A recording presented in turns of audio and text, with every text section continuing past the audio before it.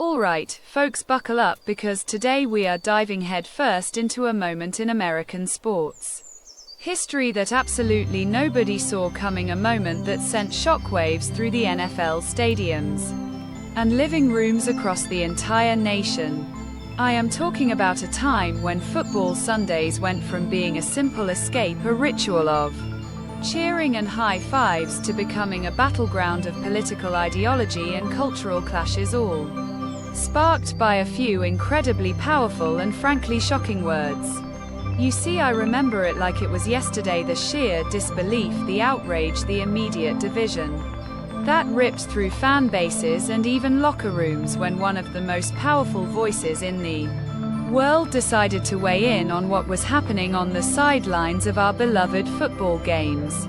This wasn't just a passing comment, it was a seismic event that forever changed the conversation around sports, patriotism and protest in America, and I promise you by the end of this deep dive you will understand every single nuance of how it all unfolded. Now, before we get to the specific words that ignited this firestorm, we have to set the stage. We have to understand the context of what was already brewing in the world of professional football. For those who might have forgotten or perhaps weren't paying close attention at the time, the kneeling controversy began with one player, Colin Kaepernick, then quarterback for the San Francisco 49ers, who in 2016 decided to sit during the national anthem to protest racial injustice and police brutality. He later changed his protest to kneeling, a gesture he felt was more respectful while still making his powerful statement, and this act alone was already generating a massive amount of discussion and debate across the country. I mean, people were already passionately divided on whether this was an appropriate way to protest, whether it was disrespectful to the flag and military personnel, or a fundamental exercise of free speech and a necessary call for change. Kaepernick's actions weren't just a one-off event, they quickly started a ripple effect across the league, with other players beginning to join him in solidarity, either by kneeling, locking arms, or raising a fist during the anthem. This growing movement brought the issue of racial injustice squarely into the spotlight of the most popular sport in America, and it forced everyone from casual fans to team owners to confront these uncomfortable truths. The NFL itself was in a tricky position, trying to balance player rights with public perception and sponsor interests, and the media coverage was absolutely relentless, dissecting every single aspect of the protest and the reactions to it. So you see, the stage was already set for a major showdown, a powder keg was already simmering, and all it needed was a spark to truly explode. And that spark, my friends, came from an unexpected but incredibly impactful source, the then President of the United States, Donald J. Trump, who had a long and often colorful history with professional sports. He was a former owner of a USFL team, he had a keen understanding of public spectacle, and he knew how to command attention like few others. His relationship with the NFL had always been a bit complex, sometimes praising, sometimes criticizing, but he always kept an eye on the league and its massive cultural footprint.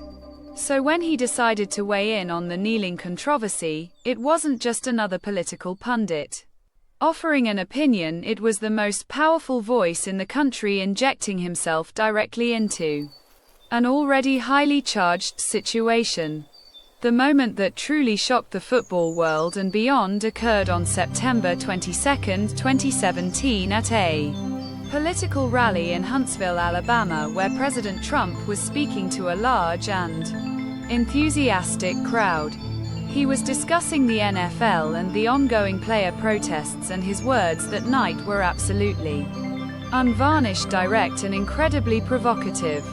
I remember watching it unfold and just feeling the air get sucked out of the room, because his rhetoric was so stark, so unambiguous, and so targeted at the players involved. He didn't mince words, he didn't use euphemisms, he went straight for the jugular and left absolutely no room for misinterpretation. He stood there on that stage in Alabama, and he looked out at the crowd, and he uttered words that would echo for years, words that would become a rallying cry for some and a source of profound anger for others. He said, "Wouldn't you love to see one of these NFL owners, when somebody disrespects our flag, to say, 'Get that son of a bitch off the field right now, out, he's fired, he's fired'?" I mean, think about that for a second. He wasn't just criticizing the players, he was calling for their immediate dismissal, their jobs to be taken away for exercising what many viewed as their constitutional right to protest. This was an unprecedented level of presidential intervention into a sports league's personnel decisions, and it was delivered with such raw emotion that it immediately grabbed headlines. The crowd at the rally absolutely erupted in cheers and applause at his words, clearly resonating with a segment of the population that felt the players were indeed disrespecting the flag and the military.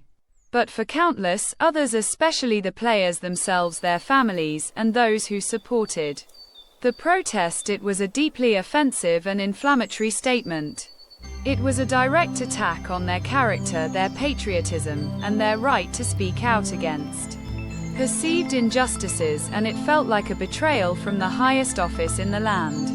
The immediate reaction from the media was a flurry of breaking news alerts and analysis trying to grapple with the sheer audacity and implications of such a strong presidential statement.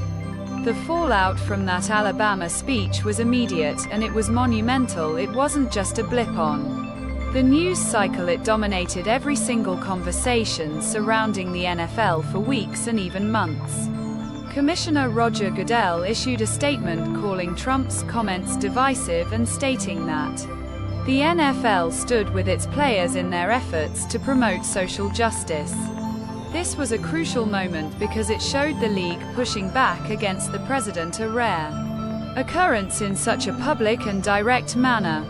Team owners were suddenly put in an incredibly difficult position, having to choose between supporting their players and potentially alienating a significant portion of their fan base and the president himself. The players' reaction was perhaps the most powerful and unified response we had seen up to that point in the entire controversy. It wasn't just a few individuals kneeling anymore. The following Sunday after Trump's comments saw an unprecedented display of solidarity across the league, with entire teams kneeling, locking arms, or remaining in the locker room during the anthem. This was a direct rebuke to the president's call for players to be fired, and it showed a collective resolve to stand together against what they perceived as an attack on their rights and their message. It transformed the protest from an individual act into a league-wide statement, a powerful visual of unity in the face of immense pressure. Fans, meanwhile, were thrown into an even deeper state of division, with some doubling down on their criticism of the kneeling players and others passionately defending their right to protest. We saw images of jerseys being burned, boycotts being organized, and the age-old debate of stick to sports versus use your platform reaching a fever pitch. This wasn't just about football anymore, it was about fundamental American values, about patriotism and dissent, and about the role of athletes in society. The lines between sports and politics, which many hoped would remain separate, were now completely blurred, irrevocably intertwined by the president's forceful words. The financial and business impact on the NFL was also a major concern for the league and its partners, because ratings became a hot topic, with some attributing declines to fan dissatisfaction over the protests. Sponsors were put in an awkward position, having to navigate this highly politicized environment, and many brands found themselves having to issue statements or adjust their advertising strategies. The NFL's brand image, which had always been about uniting people through sport, was now seen by many as deeply fractured and controversial. It was a public relations nightmare that continued to unfold with every passing game, every new statement, and every presidential tweet. President Trump didn't back down after the initial firestorm. In fact, he doubled down on his rhetoric, continuing to criticize players who knelt and urging fans to boycott games.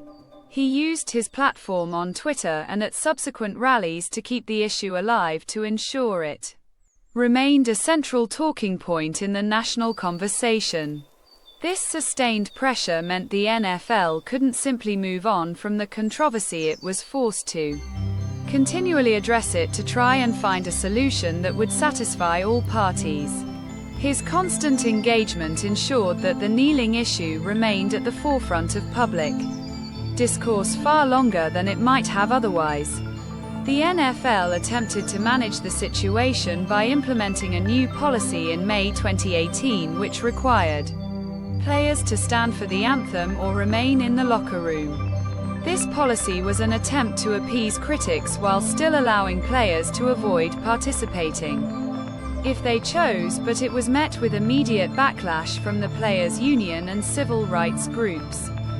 It was ultimately put on hold after the NFL Players Association filed a grievance highlighting the deep complexities of trying to legislate patriotism and protest. This policy attempt showed just how much pressure the league was under to find a resolution to a problem that seemed to have no easy answers. The long-term impact on player activism in sports cannot be overstated because this incident fundamentally changed how athletes view their platforms and their roles in society. Many players felt empowered to speak out more openly on social issues, realizing the power of their collective voice and the importance of using their visibility for change.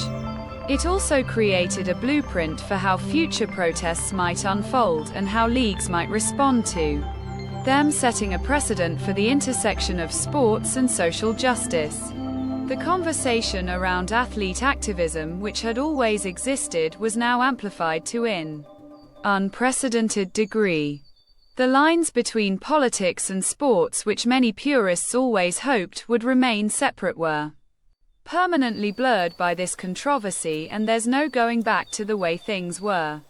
Every major sports league now understands that their athletes are not just entertainers, they are citizens with voices and opinions that will be heard.